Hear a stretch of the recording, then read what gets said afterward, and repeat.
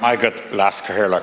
Can I at the outset both thank and congratulate Senator Michael McDowell for bringing forward this issue, and it was his vigilance that has brought it to our attention, and it's very typical of him that he would be concerned about such an issue, but we are grateful to you for this, Senator McDowell. It's an important service you've done tonight, that this cannot go under the radar. Before I go any further, I happen to have the privilege of working alongside in this House Mary O'Connor, who comes from one of the most illustrious literary families in this country, as you would know, Lasker, from Kerry, from the famous Keane family of Kerry. And she said to me going down tonight, she said, earlier today, she said, surely you're going down to speak in the chamber about taking away the library. She said, it would be a shocking thing that in a House of Parliament, in a national parliament, we'd be without a library, and that on the campus in its present location. And she said, surely you're going down to do that. It'd be unthinkable. So that's a view from somebody on the staff there. I'd say that's a widely shared view in the staff. So it's just an interesting thing to bring that to bear on it too, and that's coming from somebody who has the credentials to speak on stuff like this.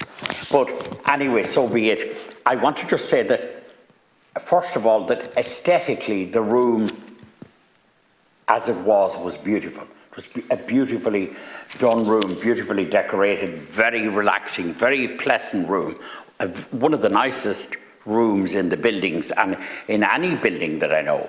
And it is shocking that that has been made. It was better described by Senator McDowell than I can, but just to say that it has been essentially desecrated, for not to bring in religious terminology, but it has been made into a shambles of a setup compared to what it was. It was a very beautiful room, and that on the front of the page we have the picture of the room in its original condition there, and I think it's so beautiful and should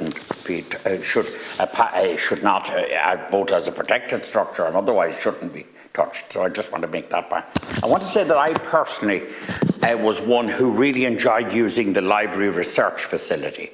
I found the library staff extraordinarily pleasant to go into, extraordinarily helpful, and it was the case that there were around the room that you could go in and chat, and that they would help you, and I then often follow that up with a phone call, and they would prepare pieces for important issues, etc., and do research, and they were all highly professional and qualified, and even they're not going away as a sense, but if they're off campus, if they're off centre, if they're not in the building, that personal access, that use will diminish, and I think that's a great pity.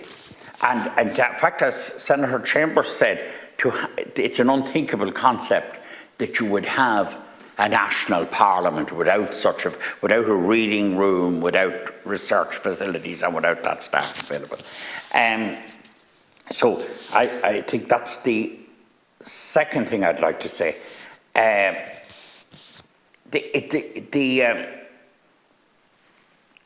was a very good point made by Senator McDowell in his excellent presentation of the issue, because he's clearly thought it through and researched it. And apart from drawing our attention to the horrendous cost, I think he did say something in the region of 5.7 million, if I'm not sure of the figures, but they're on the record here. But apart from the cost, Senator McDowell makes the practical point, that we could use this chamber when it wouldn't be in normal use for committees, for whatever, and in fact it has been used and is used occasionally for other reasons, and there's nothing to prevent that. There's nothing to prevent using a number of other buildings around the place and showing a bit of practicality and adaptation to facilitate that. I don't fully, my great regard obviously for the depth of thought and the great depth of thought of my colleague, Senator Conway. I'm not totally in agreement with him. While it's a lovely concept and we enjoyed the idea of the late night theatre, I do think there may be a basis, and there is a case for having a family-friendly parliament, but having a family-friendly parliament does not dictate removing the reading room downstairs. It's possible.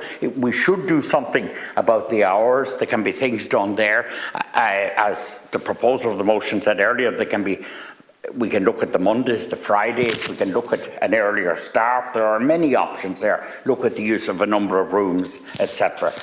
All those options are there to achieve the family-friendly dimension. And there is a case for that if we are to widen and to have gender equality, to have a more inclusive Parliament. But of course, I get the point made by Senator Kine that there is something lovely in the theatre of late night sittings and the cut and thrust that goes with all of that. And occasionally that takes place. But I do personally think we have to look at the family-friendly Parliament concept and advance it, but it's not implicit in that you would remove the room. There's something slightly almost barbaric. It's like when, if you're not to fully compare it, but it's like when the hordes came to destroy ancient Greece and Rome.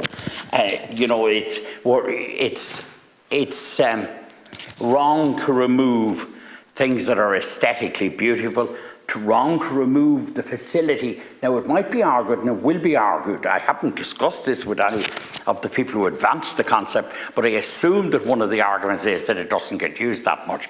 But that's not a reason not to have it. What we should be doing is encouraging more use of it and trying to have a sort of a standing orders and a procedural situation in here that would dictate people researching more and using it more. And so if there's a deficit of use or a lack of use, the solution to that is not its removal, it's to increase its use. And I must say, and I didn't get to do it that often, but none of us get to do these things as often as we'd like. But I used to find it, the few times or the number of times I got to do it, it's really relaxing to go in and sit there and just unwind in there. It's a very therapeutic exercise in its own right, if it's only to look at a newspaper or whatever. And then, as you did say earlier, and as Senator Boyan said, you then have access to the professional people that are in there after you do go in there. And there is a point made earlier by Senator McDougall in relation to the regional press. There is an importance in that we would have the regional press readily available to all of us. It's important that the Cavans and the Kerrys, and all of these places have their local papers are read here, that people can, even discussing any legislation, to see their impacts locally and see what's important to people at the local level.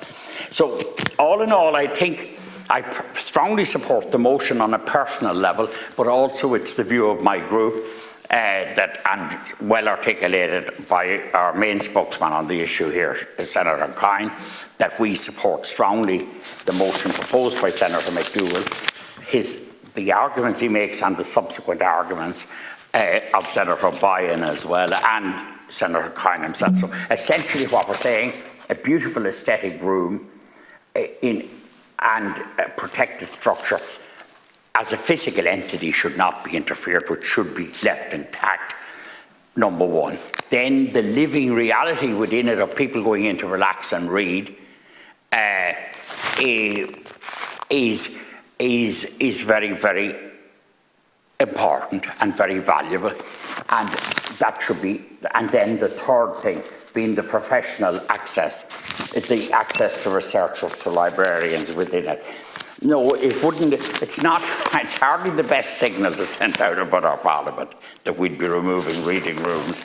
It might feed into some people who have a pretty cynical narrative about the place, and we don't want to do that. Thank you.